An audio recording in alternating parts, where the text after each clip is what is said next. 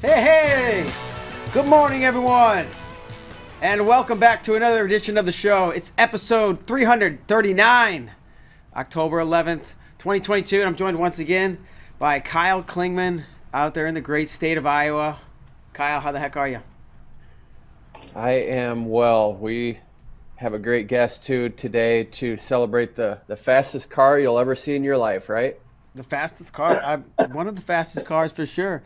From what I've seen, let's bring him on. It's Nate Carr, 1988 Olympic bronze medalist, three-time NCAA champion out at Iowa State. Nate, how are you doing today? Good, Bader. How are you? How's it going, Kyle? Up. It's good to see you guys. Yeah, good to be on the Bader show. Man, we're stoked to have you. Not just because of your wrestling prowess, but every time I've spoken with you or interviewed you, it's like fun, engaging. I get some knowledge dropped on me. You make me think. So I'm just excited about this. I mean, I want to poke around in your life and journey and strike up some conversations. And I want to start with like the family situation. You're one of 16. Where do you fall in line? And well, we'll start with that. Yeah. So there's 16, and I'm number 11. So we would have family reunions. I don't think it was a great idea, but they actually had numbers on the family, right? So if you had 11 on it, that's Nate's kid. So, yeah. Oh man, that's fantastic. So, brothers and sisters, what was the breakdown there? So it was nine boys, including me, and 7 girls. Wow, and that is amazing. Yeah. So 16 kids at 18 years, something like that. What? Yeah. That is nonstop. There's a little break. As a matter of fact, the break is between me and my brother Jerry. So probably almost 2 years. Yeah. Holy smokes. And my mom's still living. She's 94. If you go to my mom's house and you tell her you know me, you'll walk in, you're going to hear Jesus' name about 20 times, and she'll offer you some food. So, be like a little mini revival. She sounds like an amazing woman. Gosh, for sure. 16 kids, 15 siblings. What was life like at the Carr household growing up? Other than probably chaotic. Yeah, well, no, it wasn't chaotic. My parents did an unbelievable job. My dad was a pastor, so definitely we had to be ready for the Sunday school lesson on Sunday. That was definitely at the top. And, it was a praying household. My parents loved God, and so it was centered around that. And, pretty much prayer, study, wrestling. Yeah. I actually couldn't wrestle on Sunday. So, the tournaments, if they were on Sunday, I really couldn't go early on. Oh, no way, because you were at church. And yes, church was number one. Yeah. Absolutely, that makes sense. Okay, well, step one, you were like, some people are born into crazy houses, some people are born in, seems like you're born into the right track, great parents right. that just structure and did all the right things, so it's not a surprise you've had the success you've had. So wrestling-wise, were your older siblings wrestling kind of when you were born? How did your family get introduced to wrestling? Yeah, I think my oldest brother, Wooly, started in wrestling, and then Fletcher took it from there, and then everybody wrestled pretty much after that. But my brother, Wooly, he's passed away now, but he started wrestling, and then he quit and went to karate. And he ended up being second in the world in karate. What? Yeah, I don't know if you heard the Tybal guy, Billy Blanks. I know they fought each other. I think my brother beat him in some competition. Wow. But then Fletcher, and then everybody wrestled after Fletcher. Okay. Was there a lot of wrestling in the house? For sure. We tore up a lot of furniture. My mom was always said she almost had to get another house. I mean, we would practice throwing each other, but you had to throw it just right so the person could hit the cushion on the couch. So could you imagine missing the couch? That could be pretty painful, but yeah. Oh, man. That's wild. So, I don't know, what's wrestling? That's probably, I guess, I'm thinking the 70s maybe or thereabouts. Right, yes. What, I don't guess definitely wasn't the roller tournament. There wasn't Tulsa Nationals. There probably wasn't all that much of a structured Pee-wee, or was there? What was wrestling like as you were getting into it? No. Yeah, basically the reason I was so good is my brother started, and they were phenomenal. I mean, Jimmy was just unbelievable. He got started in wrestling. He was winning open tournaments in 7th, 8th grade, right? I mean, that's crazy. And so he really took to it right away. And then him and Joe both, I think Jimmy won Junior Worlds and Joe was second. Wow. And so, those guys were tough. I mean, I didn't know they were that good. I just got beat up. If I did a move wrong, Joe would smack me right in the thigh, under the butt. Hey, do it again. So I really tried to focus. But yeah, those guys were great. And then Fletcher was All-American, and just 5 All-Americans. So just really good competition. And again, my brother was just a stud. He was just a phenom. The only high school wrestler to win the Midlands as a junior. And he beat the defending NCAA champion in the finals, Mark Massery, from Northwestern, I believe. So unreal. And this dude was a stud. This is Jimmy, right? This is Jimmy. Yeah. And Jimmy, Kyle probably knows this. Maybe, I don't know if I'm right, or he was the youngest Olympian or something like that. Is that right? Right, I would think so. I think 16 going on 17. I think he might have even won the Junior Worlds, and in the same year he might have made the Senior World team. Like, I don't know, but the dude was right in there. It was crazy. That's wild. Kyle, do you know? Is that right? Youngest wrestling Olympian from the United States. Yeah. Yeah. That's why I'm sure there's gymnasts that are 13 or 14 that are going. But right. Okay. And how much older was Jimmy than you? 5 years. 5 years. 5. Yes. Okay, so he was whooping up on you when you were a little kid. Yo, man, he would even give me a takedown. I remember running. My brother Joe was there. We were in the practice, and I was crying. I'm like, I'm gonna take you down, and I would run after him. Then he would run, and then he would look over Joe. He said, "Tell him I'm not giving him a takedown." And then we'd stop, wrestle, throw me down. I just kept crying. But yeah, he would remind me of that often. Yes.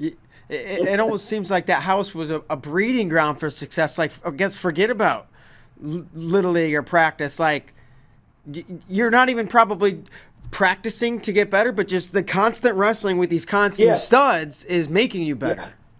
Yes, just being in the practice. And then they would, like, Tom Canavan was the director of Pennsylvania back then. And then he had a garage, worked for the railroad. He had a bar. And in back of the bar, a pool. Next to the pool was a garage.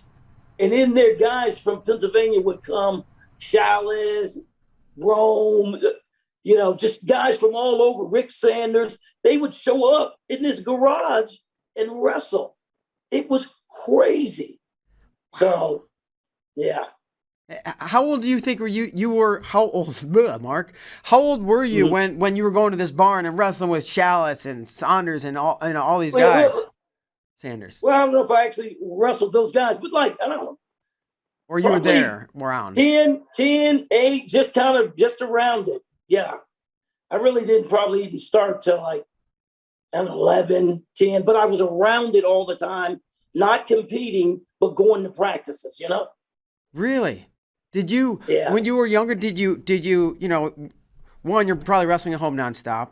Two, maybe you're in some kind of organized practice, but not competing. Did you want to compete, or was it just like you knew it was just a matter of time and you weren't all that eager? Right. I knew it was just a matter of time. I remember being upset because my neighbor would go to the practice as well, and I lost to him in a match. The neighbor beat me in wrestling early on. Wow. So it took a while. So, but at I don't know, 11 or so, whenever you said you got into wrestling, Yes. were you pretty much, as soon as you started competing, were you winning for the most part right away?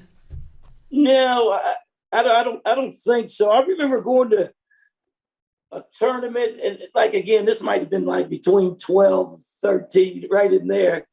I remember actually wrestling a guy in the finals of this tournament. He was pretty tough. And I remember thinking, because I had the nerve, I was nervous. Yeah. And so had the butterflies. And I always tell the wrestlers, no strategy, no victory. So here's my strategy. This girl was having a birthday party, having cake and ice cream. And here's my decision. Go out, let this guy pin me, and then go to the birthday party and eat cake and ice cream. Now, when I tell this story, I said, all you guys are tougher than me. But again, I did follow through with the strategy. So no strategy, no victory. And I did get to eat the cake and ice cream. It just didn't taste that good. So. Yeah, not quite the same. So that was me developing mentally. Yeah. Oh gosh, I guess we could dive into the mental side, because you talked about getting nervous, right? I mean, I would assume you got nervous, or I don't guess I shouldn't assume anything. Did you feel nerves throughout your entire career? Is that something that even at the Olympic level, I would imagine is still there? Yeah. You know, I really try to focus on that, you know, as I grew older. And because, I mean, just think, I let a guy pin me. And I ended up wrestling that guy later on, and I beat him. So I made mental adjustments. And I think that's almost in every sport, you're going to have to battle that. You know, you got to battle the thoughts of somebody beating you. Or I always say, you don't invite bad thoughts, they just come. Yeah. So I just really learned how to focus and really try to reconceptualize the thoughts, change the thoughts to say, hey, I'm going to go harder. I'm going to control this. This is what I can control. And I just kind of made up this thing, wrestle the man's body, not his name. I tried to do that as much as I could. Sure. When did you start to reconceptualize and approach the mental side in the way you're talking about? Was it high school? Was it college? Was it beyond? Yeah, you know, like a little before high school. And I just made up my mind, you know, I would think about how I was going to wrestle, how hard I was going to wrestle, and then show up. And then I worked hard. So I put those two together, that I had to think about what I was going to do and then rep, you know, what I was thinking about. Yeah. In the practice room. Like I call it purpose-driven practice. Show up with a plan for that individual practice. How hard you're going to wrestle, how hard I'm going to hit you on the head, what moves I'm going to use. And then I just show up trying to get out of me what I put in. It's just like, right? Yeah. And you can do that. Show up for practice, knowing I'm going to control your right arm, know I'm going to drive you into the wall, know I'm going to be relentless. I mean, I don't tell you all that as my partner. Of course. I just want to shake hands and then unload on you what I've been thinking that day. And did you come up with this? That makes sense. Yeah, no, it's a great approach. And is that something that you came up with on your own? Was that talking with coaches? Yes. I think all champions learn from their struggles. And what makes you a good coach is to share that, because then you can help that person in that area. And I just think that's good coaching. Here's the definition of coach. You know, this is from the Hungary in like the 1800s, and this family of artisans made the first stagecoach. And this is in the book, Coach to Coach. But the guy pretty much says that they made the first horse and buggy, and it became the mode of transportation. And so here's what coach meant. You could fly coach, you could get on a train coach. The buses, the double buses in England are coach, right? And so here's what it means. Number one, to take somebody somewhere. Number two, where they want to go. And number three, the most germane point, is when they can't get there by themselves. Never thought of that, but I told you. I said this at the beginning. You always make me think here, Coach. And yeah, the bus, the train, you want to fly, Coach? Right. Coach so takes you're taking somebody somewhere where they want to go when they can't get there by themselves. Great definition of coaching, and ministering and counseling. Yeah, definitely. Coach does more than just teach you wrestling moves. Yes. So high school, did all your siblings, your brothers at least that wrestled, did they go to Iowa State? Is that why you ended up going to Iowa State? No, I was the first one to go to Iowa State. Oh, really? Yeah, that was an interesting story. I got better. I didn't win the state championship in high school until my senior year. Of course, Pennsylvania has a rich wrestling history. Mm-hmm. So I placed a couple times, and one of my problems when I was in high school was I put people down too hard, so I had some slams. So some of my losses, I got disqualified 3 times. I remember wrestling this state champion, and I was so excited to wrestle him. And he stood up, and his move is called a jack up. Yeah. I trapped his arm, went between his leg, grabbed the same arm that I trapped, went to the collar tie, and threw him right on his head. And he was crying. His dad, I'll never forget it. His dad ran out of the stand because he had a prosthetic limb, right? He had a hook on his arm. And he came out and told his son, that was the state champion, stay down. And I lost that match from a slam. And then I would have been 4-time district champion. I think the referee was actually old and senile, so I got called for a slam. I don't think it was a slam. But anyways, the guy pretended he was hurt, went to his corner, and his coach looked me right in the eye. I'll never forget it. He said, no, Nate, he's coming out. So the guy comes out, starts the match, and then grabs his arm, and I lose again. So anyways. So wait, I want to back up the I think it was the state tournament. You slammed the kid on his head. You caught the arm between the legs, and the dad jumps out of the. Right, yeah, that was a dual meet. Yeah. Did the dad have the prosthetic arm, or did the kid? Not the wrestler. Okay. The dad came out of the stands with the prosthetic limb and said, "Son, stay down." Oh my goodness! That's crazy. Okay, so then if you were the first one to Iowa State, why'd you decide to go to Iowa State? Well, Gable and Robinson was the first school to come after me, and they were sending me pictures of Chris Campbell. Of course, Chris Campbell was great, awesome guy. He ended up coaching me, anyways. But yeah, so basically I was leaning there because I wasn't going to Kentucky where my brothers were. So that was already decided.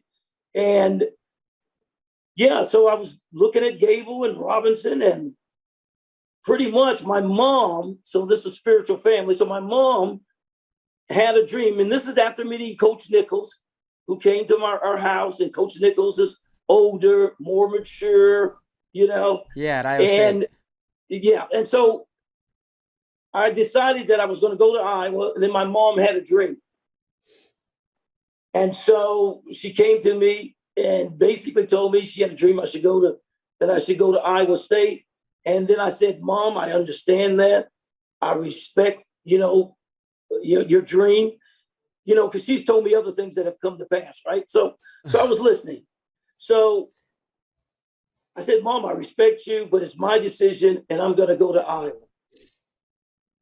And then within a couple of days, my mom had the dream again.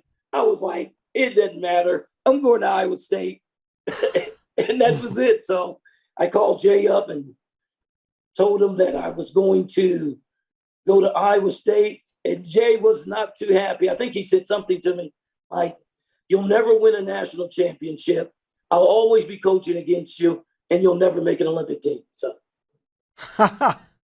well, I believe. I think he said he got off the phone and told Gable that guy's going to be kicking our butt. So, so he was just giving you the business. He was upset. Yes, yeah. He was just upset a little bit. So you were going to be a Hawkeye. Nate Carr, not should have, but was gonna, like, if your mom hadn't had these dreams, you were black and gold. 100%. Wow. That's crazy. But I'm glad I went to Iowa State. I met my wife Linda, all our kids. Yeah. So yeah, definitely was the right place to go to Iowa State. And then of course, just look at the rich history there. Unbelievable. Yeah. So I was glad to be a part of that Coach Nichols era. Absolutely. Coming into college, right? You said you had other brothers that had been All-Americans, and you were only a one-time state champ, right? I think you said until your senior year. What kind of goals did you set for yourself? Like, did 3-time national champ seem realistic, or was that a goal, or once you got going, was it like, hey? I think what a good question. That I think my parents, coming from such a large family, before I went to college, I went out to dinner just with them. So that was strange, because we had so many people, right? So just to have their undivided attention, and pretty much the send-off was, we love you. We'll always love you. if we can't be there for you, we know one who will. And of course, they were talking about Jesus, God, right? Yeah. And pretty much they sent me off to college. And, I had a good year. My senior year in high school, I think I was like 107-1 or something like that just for that season because I wrestled so many matches, won the junior nationals, won the classic, got outstanding wrestler. And I lost in Greco. Yeah, that was my loss. I lost to the Greco-Roman finals. So I was pretty focused. And one of the things, from stories, from talking to my brothers, I was able to tell myself, well, the goal is, number one, get your degree. Number two, it would be unbelievable. It'd be awesome if I would win a national championship because none of my brothers had won nationals. So it would be unbelievable if I could win nationals. So my goal was never to let anything stop me from going to class and going to practice to get those goals. And I showed up on campus wanting to win a national title. I think I actually told Nick and Les, I told them, we were outside the wrestling room, and I was saying, look, even if you guys don't show up for practice, I'll be there because I wanted to be a national champion before I arrived on this campus. But the And goal, I backed it up. but what? A national champion. That sounds like you're just hoping to win one. When did And you? that was true. Yeah, Just one. I mean, it's crazy. So I had to do the one first. I'm not talking about two or three. I just wanted to win one. That was just if I could become a national champion, and this is how I would think it. Oh, it would be unbelievable. And that was my thought. That was my feeling. That was my emotions behind it. That it would be incredible. After looking at guys like Chris Campbell, Lee Kemp, those guys, yeah. So. When did it go from wanting to do it or it being a goal to believing it would happen? I'm telling you, soon as I stepped on campus, I remember my first day in the room. I was there. I came in, had the red Iowa State shorts on and the red shirt. Whole room's red, right? Yeah. So, and I remember I came in, I jumped rope. I could hear some guys going, hey, he could jump rope with Kenny Russell. And so soon after that, I just sat down and I was stretching. And you're not going to believe this, but Kelly Ward, who had just won nationals, right? Because Kemp was done and he won. And he came over to me and he said, Nate, do you want to wrestle? And I was just like shocked, like, well, I have the shoes on. I'm in the room. Yeah. And I went out and, I'm just a youngster. So I just went out, collar tie. I don't think he's seen me, though, but I hit him with a duck, boom, threw him to his back.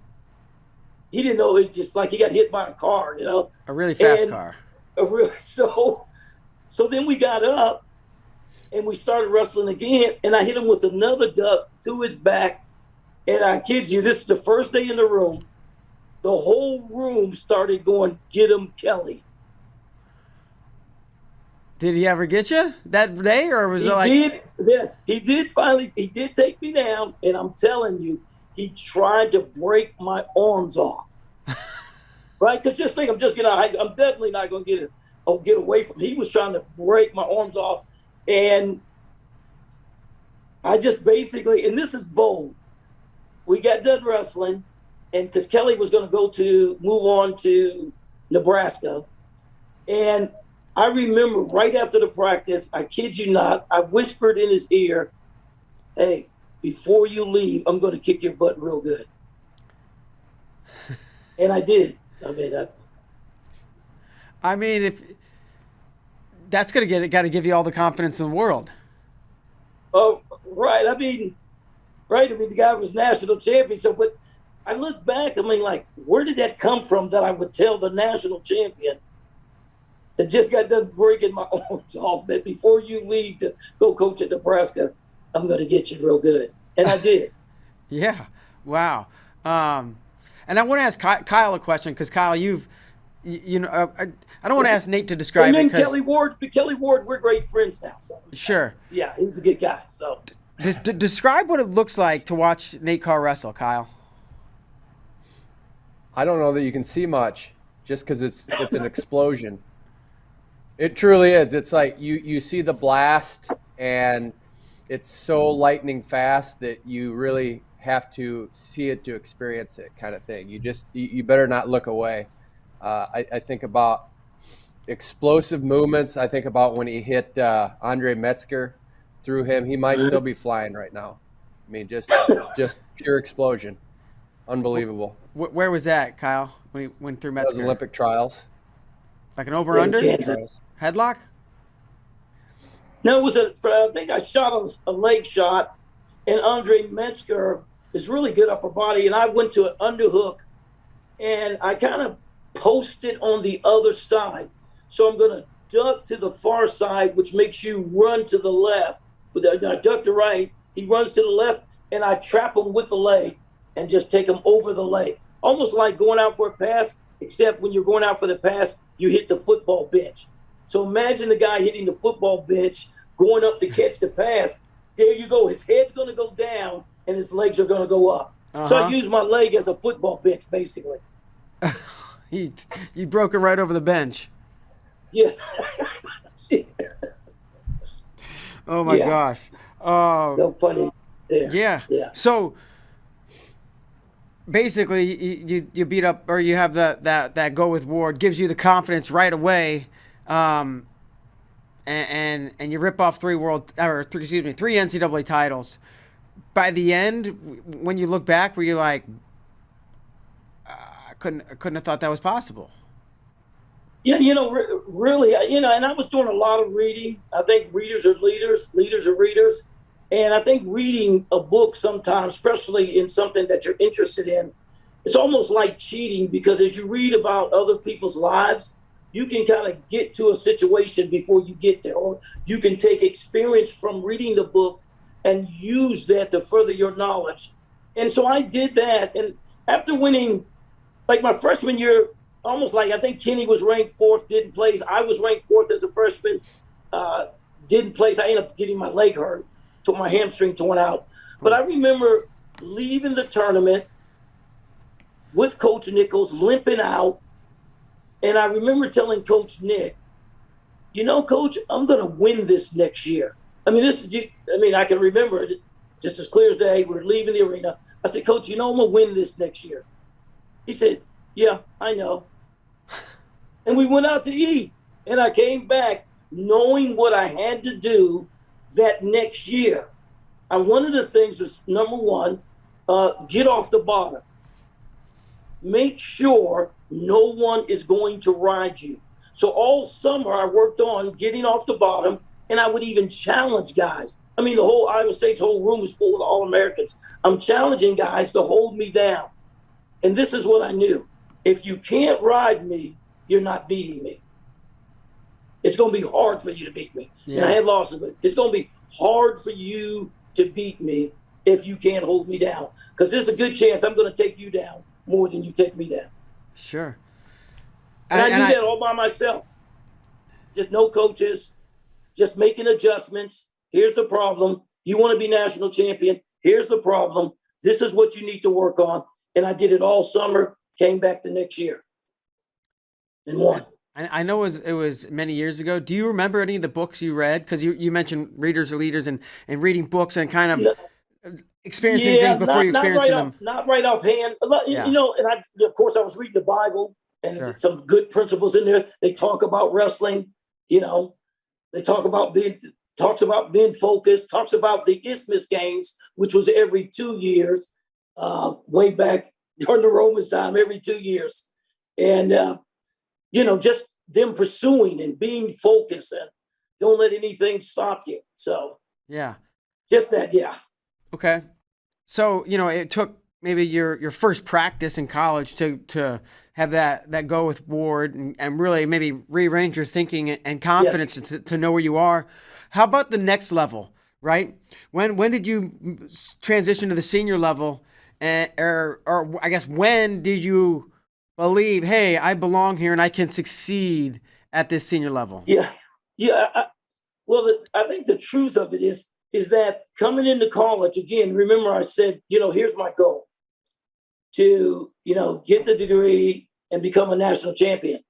And so I was pretty good at freestyle, but I'm telling you, I was so focused on winning the NCAAs with the crowd, with the fans. Freestyle just didn't really bring that, at that time, And so I'm looking like, dude, this seems like you're going to maybe meet your wife in college. You're going to have friends for a lifetime. So you got that fraternity and you got that pressure of trying to be the best in college that I don't think you get anywhere else. And so with the crowds, I mean, I'm wrestling in front of 15,000 people. I go to a freestyle tournament. It's not going to be close to that. Right. So really the goal was, man, I'm not even thinking freestyle is the truth. Yeah. I'm just not thinking about it. I won the national championship as a sophomore. My next goal quickly began, hey, my goal was to pretend I never won. And so the next year, it was just like, man, if I could win an NCAA title, it would be unbelievable. So I just started working hard and pretended I never won. And I was going for my first title. That's wild. Yeah. So. And then you did the same thing your senior year, I'm guessing. Well, the senior year it became personal. It was so bad that I can lose to anybody in the country as long as it's not Kenny Monday. It became personal? Oh, yeah. I mean, yeah. Yeah, we were just, yeah, he's an awesome competitor too. So I was like, I don't care. I can lose to anybody as long as I don't lose to that guy. But you would, if memory serves me, you would lose, or some of the times you lost because you guys are Big 8, you lost in the duel, you lost at Big 8s, you beat him at Nationals. Right. Well, just to give Kitty credit, I think we wrestled first at the Great Plains or whatever that freestyle tournament was, okay. Right? And I think I wrestled, and I think I won, I don't know, 9-1 or something, right? And he came up to me, even after that match, how bold he was bold. He came up to me and said, hey, I'm getting you next time. And I was like, yeah, okay. And no the next time we wrestled, he moved up, okay? And we wrestled, I want to say it was at Hilton. And he beat me. And man, I was mad. I remember the match. I didn't want to miss him coming to Ames. I mean, I was having some, I don't know if my ankle was hurt, something was wrong with me, but I was like, I'm wrestling this guy anyways. Yeah. And I remember him wrestling, and he came out really on fire. And the score was still close. And I remember him, we collar tied, and he said something like, man, I'm kicking your ASS. Yeah, I'm like, cuss. That's what he told me. Dude, I lost it. I started going psycho, just trying to take him down. And I remember I might have got the last takedown, and he was crying to the ref like, he didn't have the takedown. And the ref said something like, yeah, son, he got the takedown, but you got the match.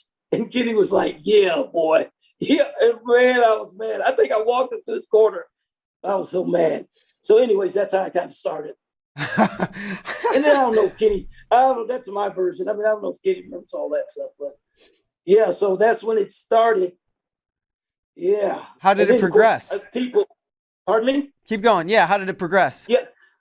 Right. So I think even my coaches, because I'm defending champion, and the coaches, I think they lost faith. They were like, wow, man, who's this guy? He beat me. And yeah. I just remember going back, talking to my wife, now girlfriend then, and said, I said, you know what? I don't think those guys believe that I'm going to win it again. But just watch me. I remember having these talks with her, like, watch me. I go back, work hard. And then we wrestled in the Big 8s. And I'm trying to think, I don't know if he pinned me that year or whatever, but yeah, he beat me again in the Big 8s. And any trash talk? I just remember, pardon me? Any trash talk? I'm kicking your ASS. We are, yeah, I'm pretty sure, because he beat me, and then we wrestled in the Big 8s, and I was winning, so he might have pinned me this time. I was winning, and we hit heads or something, and man, he tossed me to my back. Yeah, and I got pinned, and I just remember, yeah, I said, well, I'm looking forward to wrestling you, in a couple of weeks, whatever. And then Kenny, I think he said something like, yeah, you know what? You were pinned actually before they called it. He said something like that.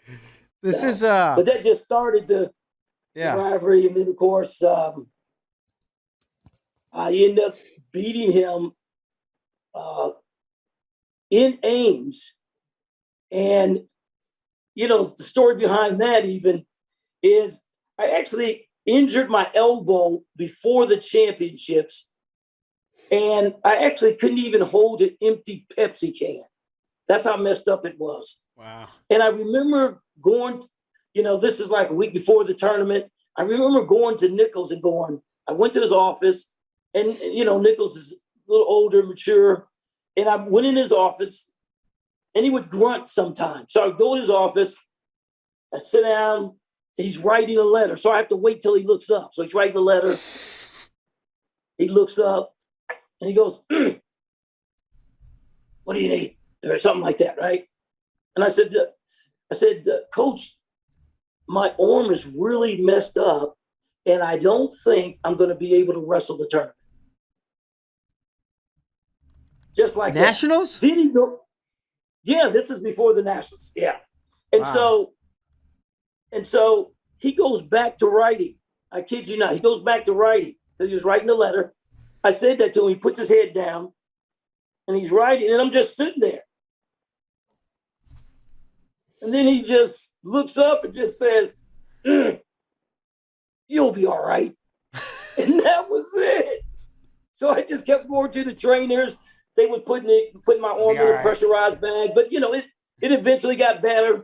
I mean, so in that championship, at the beginning, you'll see my arm is wrapped up. Uh-huh. And, so Nick didn't give me an out. So I just got ready and just took it one match at a time, one man at a time, one move at a time. And every match, it just seemingly, I just got better. I just got better, focused.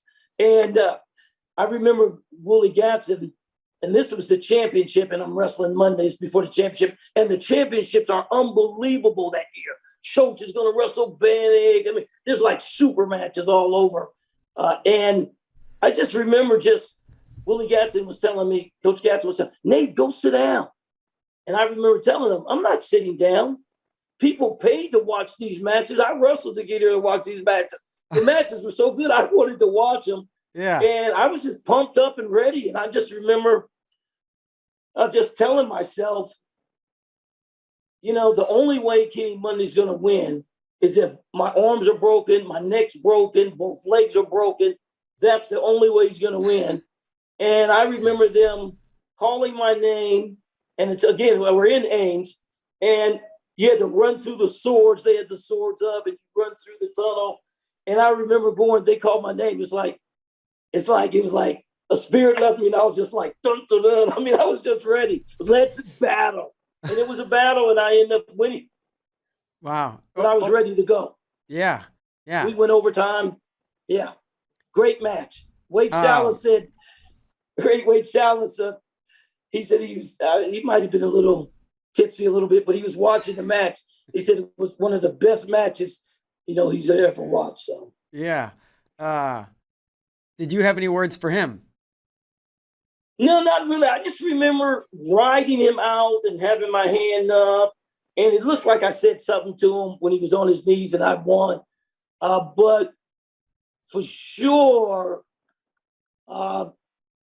in no uncertain terms, that he's going to get me next year. We were at an after gathering, and Kenny Monday's mom was there. People just fellowshipping. Yeah. And she said, "We're gonna get you next year."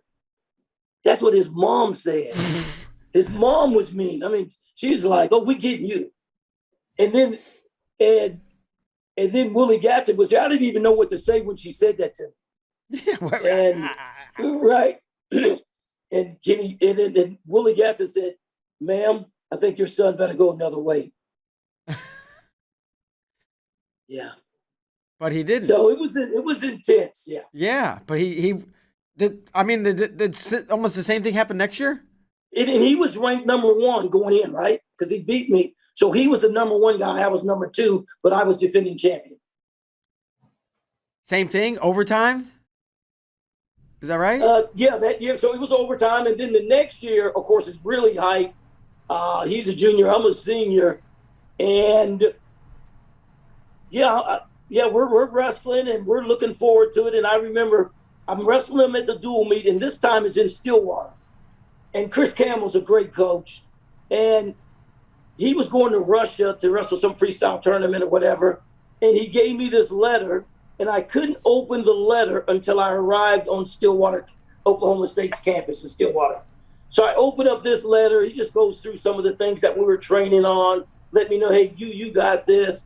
And actually, it was a good match for me when I wrestled him in Stillwater. I thought I handled him pretty good. And, you know, and then, of course, he's probably thinking, oh, I'm getting you. You know, because he let me know that, hey, dude, I'm getting it this time. Yeah. And so we wrestle in the Big 8s. And, yeah, I was throwing the guy, and he rolled me through. Unbelievable. And he was trying to pin me again.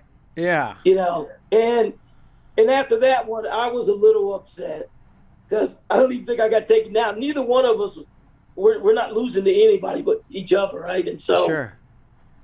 Yeah, so I was like, dude, I'm getting you. You can have these Big 8 titles.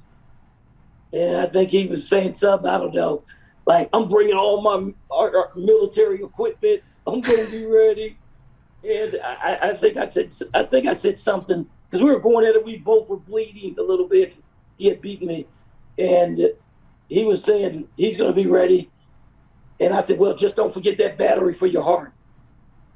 And it didn't. So, and then we met at the NCAAs, and I remember having trouble making weight.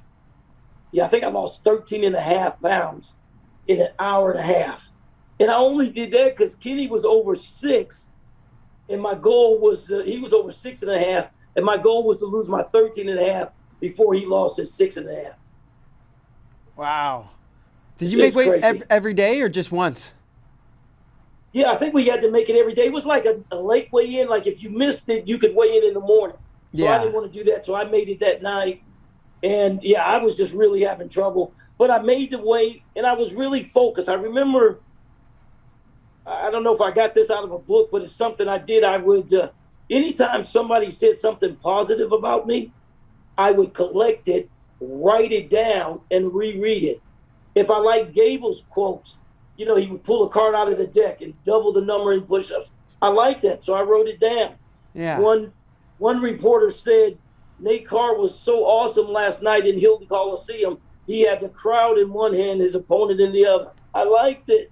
So I wrote it down, right? And I would reread things over and over. So mentally at this tournament going for my 3rd title, you know, I was really focused after repping Bible verses. You can do all things through Christ who strengthen you. So I had all of these quotes and scripture, and I was reading them hundreds of times at the tournament. So even though I was going through making weight, mentally I was really focused, one man, one match, one move at a time.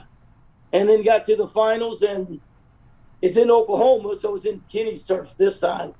And, you know, just being ready, getting ready for a battle, because you know it's going to be a battle.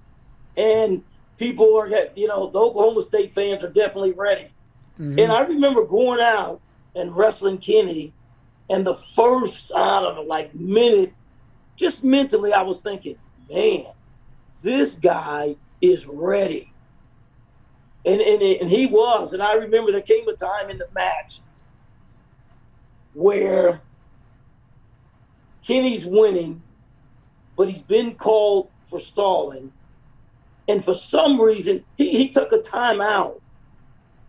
I don't know if he grabbed his knee, but he took a timeout. And it was during that time that I refocused, even though he was winning. And I said something to myself like, either I'm getting the takedown for the win or he's getting called for stalling. Those are the only 2 things that's going to happen. It's going to be one of them. And so when he came back from the injury or taking that little time out, I literally just went crazy on him. And the ref called him. Boom. And I got to one point. We kept wrestling, and it was going to overtime again. So I'll never forget this. So I go to the corner. I'm dripping sweat. And I go to the corner. It's like Willie Gadsden's there. Les Anderson's there. Campbell's there. I don't know how all these guys are in the corner, but they're there. and I remember sitting down in the chair, dripping sweat, and Chris Campbell says something like this. And again, Chris Campbell's a great coach. He says something like this. This is incredible. This is incredible.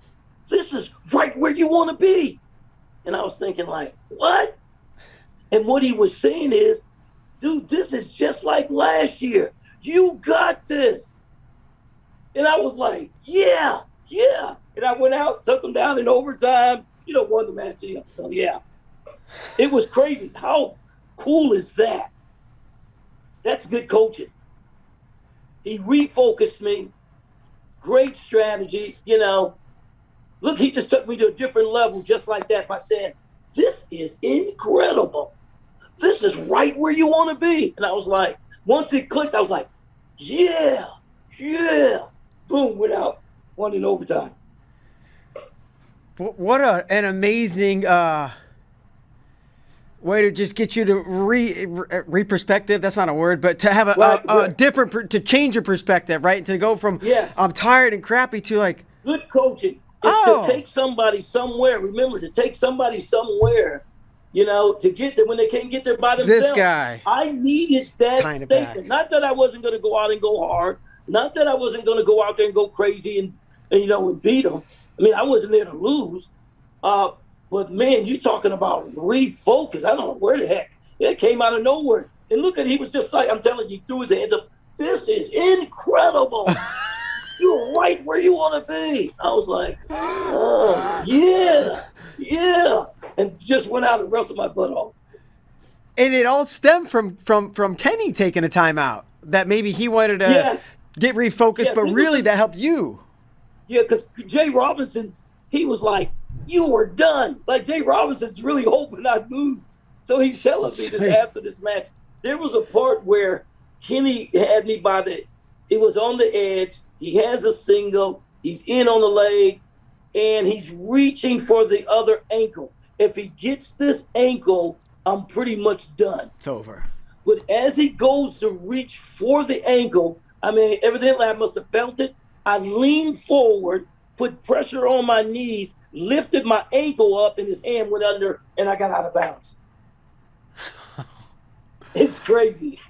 I'm going to dig this matchup. I'm going to find it and watch it. And I'm going to see your coach go, this is unbelievable. Yeah. So, I mean, I don't know if you see that in the corner, but I've had some crazy, even wrestling Scotty Terzino in the finals. Jim Lampley was saying Nate Carr's definitely not going to be the best man at Scotty Terzino's wedding. So we wrestled in a sauna before the match. In a sauna? In a sauna. We were I'll never forget, it was really cold. And it was unbelievable.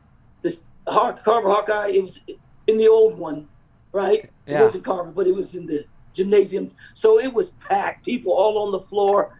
And I remember having a cowboy hat on, boots, Long Ranger shirt, double-breasted shirt, just the times back then. And so I had to lose some weight, which is normal. So I went into the sauna, and somebody was in there, and I opened the door, turned my back, and evidently I took my time, and Scotty Terzino said,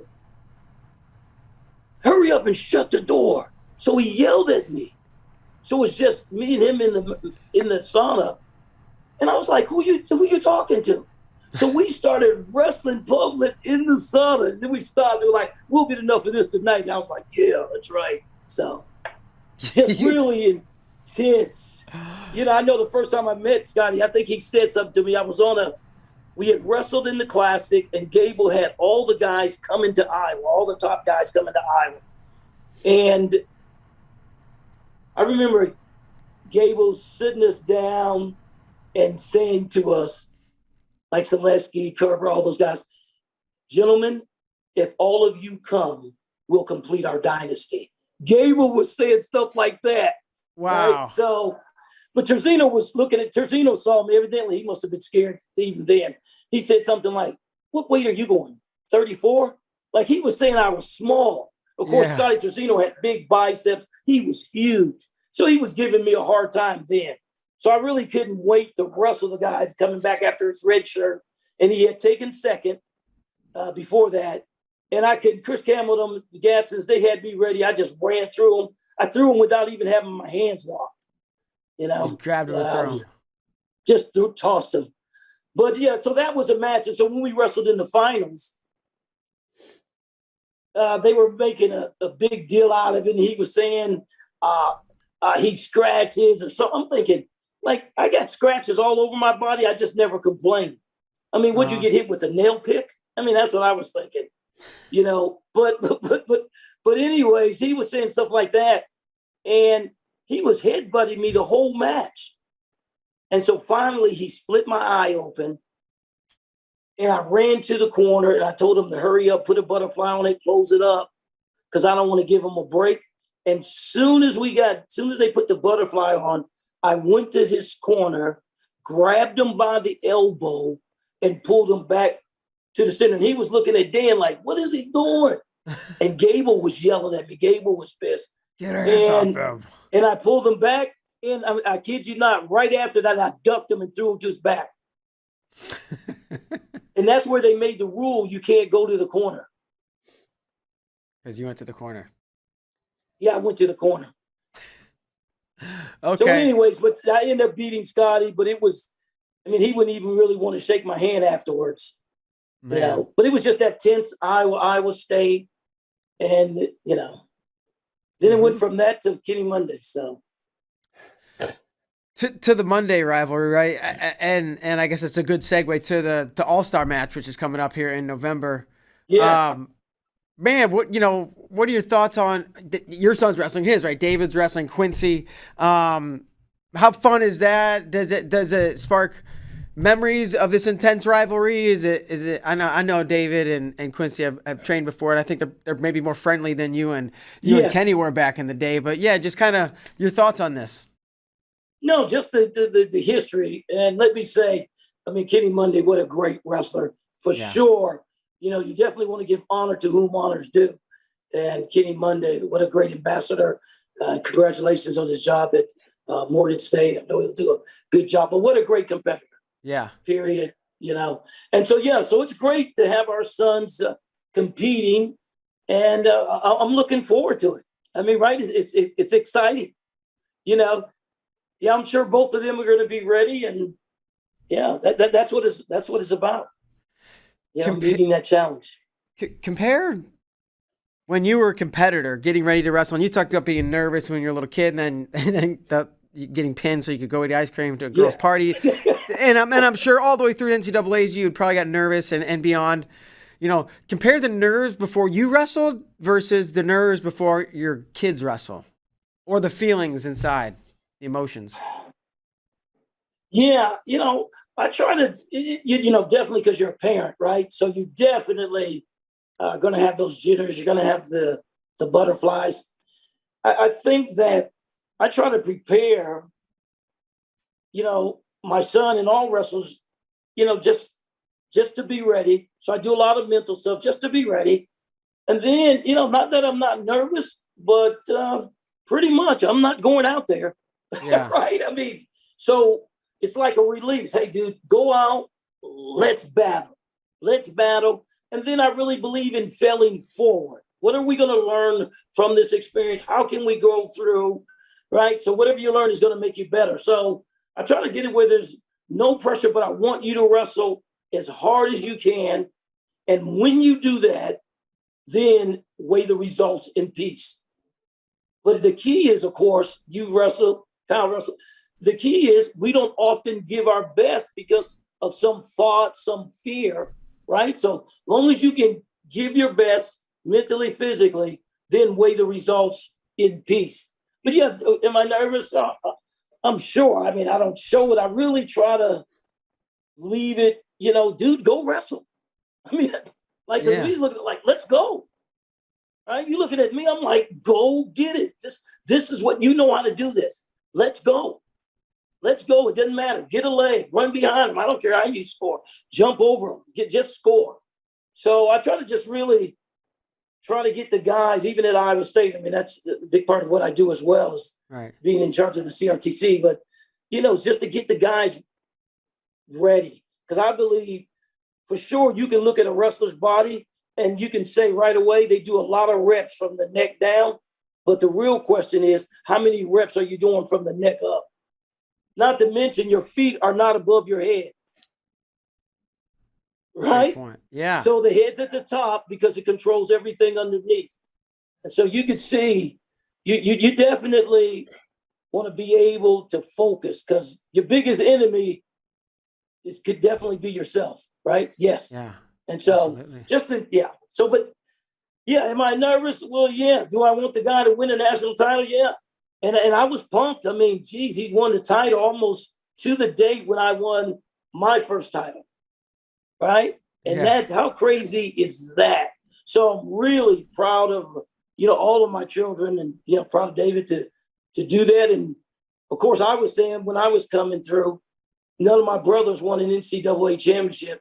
Now I have a son that's an NCAA champion, and hopefully he gets 2 more. Yeah. Along with, of course, the classic victory as well. With bragging rights. Are you going to be coming down? Are you going to be here in Austin in November? Yeah, definitely. I plan to be there. Linda and I, we were looking forward to it. And, of course, we got to go to Spain at first, so we spend a lot of time out at the Colorado Springs. So get ready for the Spain trip, and hopefully David comes back with a world championship there. He did real well in Poland, and so we're looking forward to it. Yeah, it's got to be a blast watching him wrestle and have all the success. We are, time's flying here. We're running up close to an hour, but I know Kyle Klingman's sitting over here patiently. And we got a little game we like to play with our guests, and Kyle's going to take it away. Man, it's called Sweat It Out. After hearing what you did with Scott Trezino, I don't know if this is going to match up, but we'll give it a try. 5 questions. We'll see if you can answer some of these. You ready to play? Not really, but yes, let's go. Come on, let's do it. Fail forward, Nate. Fail forward. There you go. See, what a great coach. Thanks. I needed that. You took him somewhere he couldn't get on his own, and now he's there. That's right. This is right where you want to be, Nate. You want to be right here. This is amazing. All right.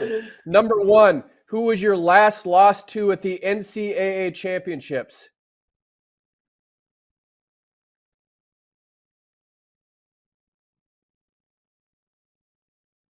Geez, I want to say, I don't know the guy's name, but I want to say maybe a guy from Rutgers. He's from Rutgers. Yep. And he was their first All-American, maybe. I don't know that. I just know who it is. Okay. I remember I lost to him in overtime because I cross-faced him, and he got a point for unnecessary roughness. No. And my hamstring was torn out. So, I mean, I really couldn't. I was just doing my best. But we went overtime, and that pretty much is what decided the match. The guy was a real nice guy. I can't remember his name, but yeah, he let me know. It's like, if your leg wasn't hurt, I wouldn't have beat you. But yeah. What was his name? Tony Siraj. We'll give a point. Yeah. He remembered the school and recalled the scoring sequences. So yeah, that's good. Number 2, who was the first 3-time NCAA champion in Iowa State history? Yeah, that one's pretty easy. Larry Hayes. Yep. You got it. 2 for 2. Number 3, what is Kenny Monday's mom's name? Oh, dude, that's wrong. Mrs. Monday. No, what's her first name? What's her first name? I'm not sure, but I've talked to her. She's a sweet lady. Did you ever bring up any of the conversations you had in college to her since, you've become an adult? And no. I've talked to Kenny's mom, and it was just real nice. Yeah. I just gonna get you. It was just. It was. He gonna get you next time. Yeah, you got to give it to Kenny. I mean, what a great competitor. Yeah. So. Well, yeah, in case you need to know, her first name's Elizabeth. Okay, thank you. She goes by Yep. Mrs. Monday. Yeah, there you go. That works. Hi, Elizabeth. All right, number 4. What former Syracuse All-American fullback was the second African-American to win an NCAA wrestling championship and was the only college athlete to win Division I titles in 2 different sports in the same year? Curly? Nope. Wait, not Nancer. Oh, go ahead. He's from Erie, Pennsylvania. His name's Art Baker. Yeah, I should know that. Yeah, Tip of the tongue. I did know that tidbit, but yeah, you got me. How about And then that? I know. And I mean, did you know him? I mean, he's from Erie, where you're from. Did you know who he was? No, just knew of the name, and got some other guys from Erie, Srirachi. Yeah. He's from the same school as Kevin Darkus. How about that? Oh, wow. And Catcher Boom. Yeah, I think. Yeah. And then number 5, if you and Kenny Monday wrestled right this moment, who would win? Yeah, I would think Kenny would win because of his size. I think that's he's true. quite a bit bigger than you now. Yeah. Yeah. Yeah. And yeah, he got big pretty quick. Even after college, he was, getting big right away. Big frame. So, yeah. All right, well, we'll give that to you. It would be fun. It'd be fun. Yeah, he said he's bringing his shoes down to the All-Star. He just wanted to let you. He told me to let you know that. I'll be ready. Oh, fantastic. Well, this has been great, Nate. You are. I said it from the beginning, and I had no doubt this was going to be a joy of a show, from the coach bus and train and to the corner before overtime to everything in between, man. Well, Bader, thanks a lot for inviting me onto your show, Kyle. It's always a joy to talk with you. And then thank you guys for bringing the classic back, right? Man, that's going to be awesome. That's going to be some awesome wrestling that night. Yeah. So I'm looking forward to it. I'm pretty sure the fans are really going to love it. So congratulations on pulling that off as well. Yeah, thanks, man. And that gives us an opportunity to see you in person. So we're looking forward to it. We're really looking forward to it. Look forward to seeing you and all the great matches. Nate, thanks so much for joining us, and have a fantastic day. All right. God bless, guys. Take care. All right. You too. Thanks. Bye-bye. Oh, Kyle, man, this was a banger. This was a fantastic show. You had to know it was going to go like this. I mean, I said it from the start. Yeah. Yeah, when you said 30 to 40 minutes when he asked, I was rolling my eyes like, yeah, there's no way with this guy we're going to get 30 to 40. We knew this was going to be one of the better shows in Bader show history. So yeah, we didn't even get into Dave Ozenbaugh. We didn't get into a couple other things. So there's plenty more on the table. Well, the good news is we do the show 3 times a week, and Nate's not going anywhere, so we'll definitely have him back on. Anything from you before we get out of here, Kyle? That guy is awesome, and great choice for a guest. Thanks. And thanks, everybody, for watching. We will see you tomorrow. We'll be here with world champion Dom Parrish. See you then.